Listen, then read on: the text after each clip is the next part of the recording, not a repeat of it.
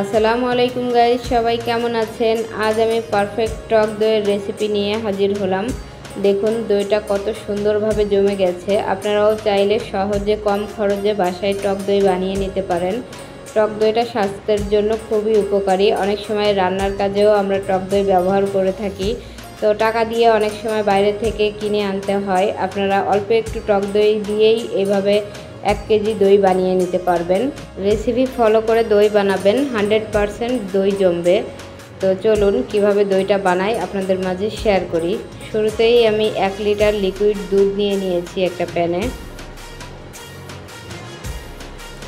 এখন আমি আধা কাপ গুঁড়া দুধ অ্যাড করে দিব, তাহলে দইটা ভালো মতো শক্ত হয়ে সেট হয়ে যাবে। আপনারা চাইলে গুঁড়া দুধটা স্কিপ করতে পারেন, সেক্ষেত্রে দইটা একটু কম শক্ত হবে। তো গুঁড়া দুধ দিলে ভালো হয়। এখন নেড়ে মিশিয়ে নিব। গুঁড়া দুধটা ভালো করে অবশ্যই মিশিয়ে নিতে হবে, যেন কোনো প্রকার দলা দলা না থাকে। দেখুন বলক চলে এসেছে। অবশ্যই অনবরত নেড়ে দিবেন, না হলে তলানিতে লেগে যেতে পারে। দুধে জাস্ট 3 থেকে 4টা বলক উঠিয়ে নিলেই হয়ে যাবে। যেহেতু টক দই বানাবো, বেশি ঘন করার প্রয়োজন নেই।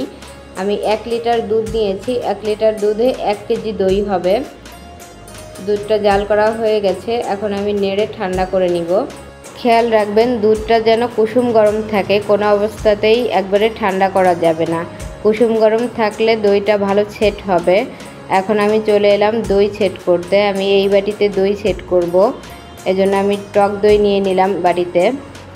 আমি উঁচু উঁচু করে 1.5 টেবিল চামচ টক দই নিয়ে নিয়েছি। টক দইটা ছেঁকনি দিয়ে ছেঁকে নিয়েছি, যাতে এক্সট্রা পানিটা চলে যায়।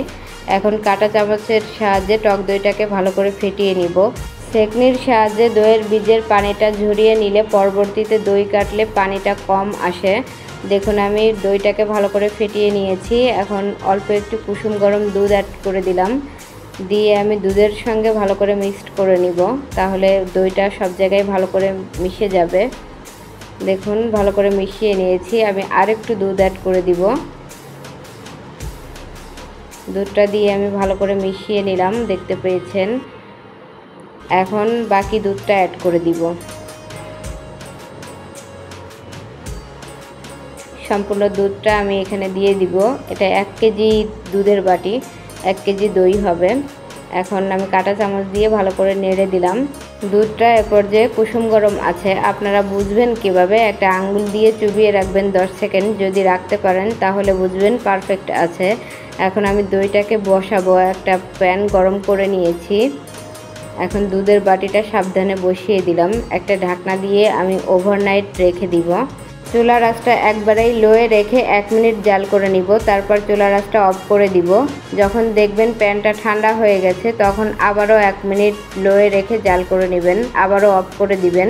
এভাবে ঘুমানোর আগ পর্যন্ত আপনারা সেম কাজটা করবেন। খেয়াল রাখবেন দইটাতে কোনোভাবে যেন নাড়া না লাগে। এখন আমি সারা রাত এভাবেই রেখে দিব। ফিরে আসছি সকালে। দইটা কেমন জমেছে আপনাদেরকে চেক করে দেখাই। একটা টুথপিক দিয়ে দেখাচ্ছি। দেখুন টুথপিক ক্লিয়ার এসেছে। আমি ক্যামেরার কাছে নিয়ে দেখাচ্ছি।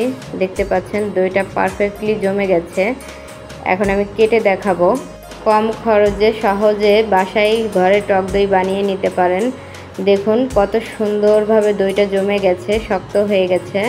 তো ভিডিও কেমন হয়েছে কমেন্টে জানাবেন। ভালো লাগলে চ্যানেলটাকে সাবস্ক্রাইব করে পাশে থাকা অল বাটনটি ক্লিক করে রাখবেন। আপনারা সবাই ভালো থাকবেন, আমাদের জন্য একটুখানি দোয়া করবেন।